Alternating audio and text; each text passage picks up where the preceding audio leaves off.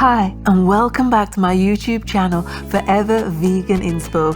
Today, we're doing all things pumpkin, and I've got a beautiful recipe, very simple, not too many ingredients, maple glazed pumpkin.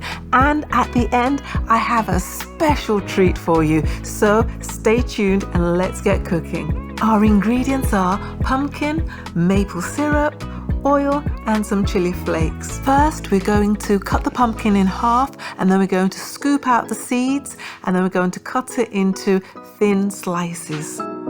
Place the sliced pumpkin in a baking tray and sprinkle with half a teaspoon of salt. Next, sprinkle with half a teaspoon of chili flakes. Now we're going to coat the pumpkin pieces with 1 teaspoon of oil. Then drizzle over 1 tablespoon of maple syrup.